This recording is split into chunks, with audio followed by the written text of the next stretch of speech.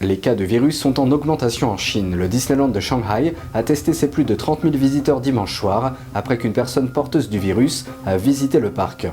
Ils n'ont pas été autorisés à partir avant que les résultats soient négatifs.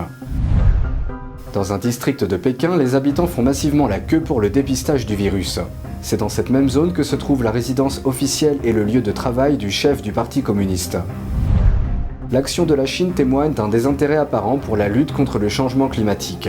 L'absence du chef de l'État chinois au sommet du G20 consacré au climat a été une déception et Joe Biden a fait un commentaire à ce sujet. Bienvenue dans Regard sur la Chine, je suis Vladian Mitens.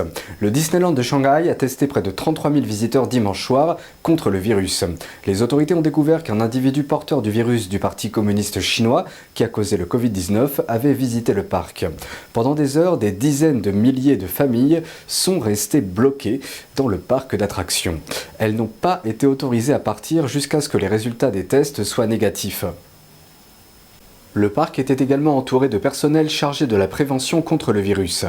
La Chine suit ce qu'elle appelle une politique du cas zéro dans son approche de la gestion de la pandémie. Cela signifie que lorsqu'un seul cas confirmé est découvert, toutes les personnes présentes dans la zone sont placées en quarantaine stricte ou en confinement ou sont amenées à subir un test de dépistage. Contrairement à la Chine, de nombreux autres pays ont assoupli leurs restrictions et n'appliquent pas de mesures aussi sévères.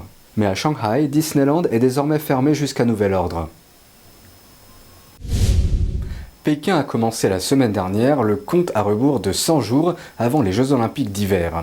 Mais la pandémie suscite beaucoup d'inquiétudes. Le virus du PCC pourrait s'être propagé à l'endroit le plus important de Chine, la zone abritant le siège central du Parti communiste chinois, Zhongnanhai, à Pékin.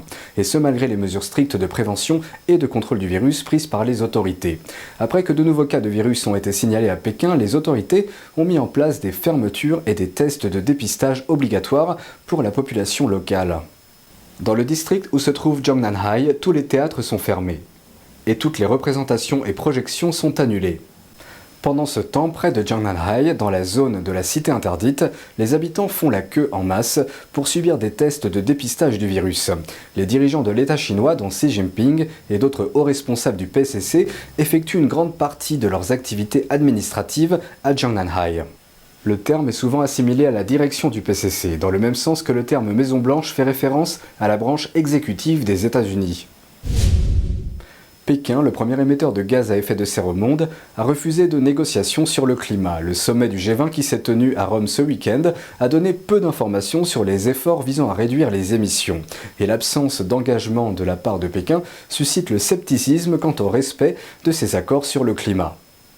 Dimanche, les dirigeants mondiaux ont clôturé le sommet du G20 par une déclaration finale sur la lutte contre le changement climatique. Mais des militants ont critiqué cette déclaration, affirmant qu'elle offrait peu d'engagements concrets. Et ils ne sont pas les seuls à avoir été déçus. And there's a reason why people should be disappointed in that. I found it disappointing myself. S'exprimant après le sommet du G20 à Rome, le président américain Joe Biden a blâmé la Chine et la Russie. Not only Russia, but China basically didn't show up in terms of any commitments to deal with climate change.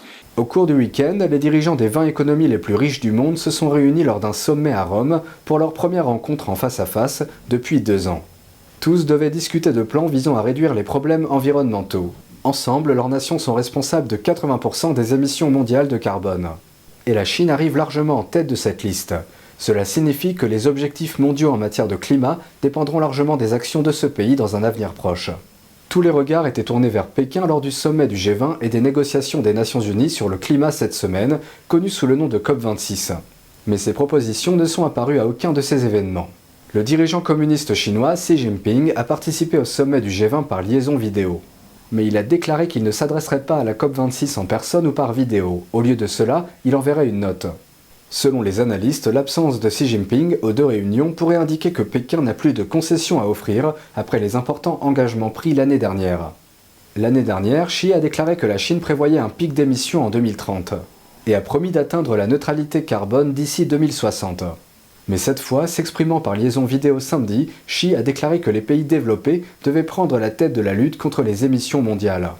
Il a ajouté qu'ils devaient assumer leurs responsabilités dans la reprise économique mondiale après la pandémie. Bien qu'elle soit la deuxième économie mondiale et qu'elle produise le plus d'émissions de carbone, la Chine reste un pays en développement selon les critères de l'ONU. I think you're going to see we've made significant progress, and more has to be done. But it's going to require us to continue to focus on what China's not doing, what Russia's not doing, and what Saudi Arabia is not doing. Selon un reportage du Washington Post, Biden a demandé en privé si la Chine et les autres grands pollueurs allaient tenir leurs promesses en matière de climat. En marge du G20 à Rome, le secrétaire d'État américain Anthony Blinken a rencontré le ministre chinois des Affaires étrangères Wang Yi dans le cadre du sommet du G20 dimanche. Ils se sont salués sans se toucher avant la rencontre. Lors de la réunion, ils ont tous deux lancé des avertissements contre les actions concernant Taïwan. Wang a imputé la recrudescence des tensions au soutien des États-Unis à ce qu'il a appelé les forces indépendantistes de Taïwan. Il a également appelé les États-Unis à poursuivre une véritable politique d'une seule Chine au lieu d'une soi-disant fausse politique, accusant les États-Unis de dire une chose et d'en faire une autre. Blinken a déclaré, je cite très clairement, que les États-Unis s'opposent à toute action unilatérale de Pékin concernant Taïwan. La Chine revendique l'île comme faisant partie de son propre territoire et considère toute intervention étrangère comme une ingérence dans ses affaires intérieures.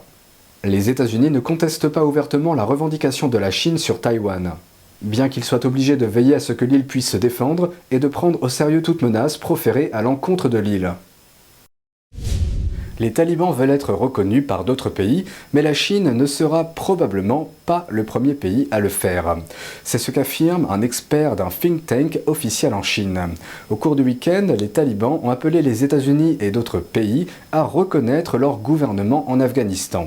Cette reconnaissance entraînerait également le déblocage de milliards de dollars de fonds afghans à l'étranger. Mais que se passera-t-il si les autres pays n'acceptent pas la demande du régime ? Selon les talibans, cela entraînerait des problèmes non seulement pour ces pays, mais aussi pour le monde entier. Depuis que les talibans ont pris le pouvoir en Afghanistan cet été, Pékin leur a offert une aide considérable. Selon le porte-parole des talibans, la Chine a promis de financer les infrastructures de transport dans le pays et de permettre aux exportations afghanes d'accéder au marché chinois. Et si aucun pays n'a reconnu le gouvernement taliban, de hauts responsables de certains pays, dont la Chine, ont rencontré le groupe. Le ministre chinois des Affaires étrangères a rencontré des responsables talibans au Qatar la semaine dernière. Il a déclaré que les talibans étaient désireux de dialoguer avec le monde extérieur et que la communauté internationale devait aider l'Afghanistan à se développer.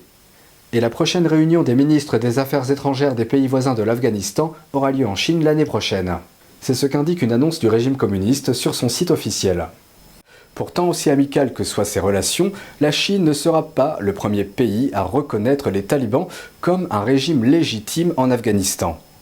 Un directeur d'un think tank officiel de la sécurité nationale chinoise a déclaré plus tôt à Reuters que la Chine agirait en accord avec le Pakistan, la Russie et l'Iran.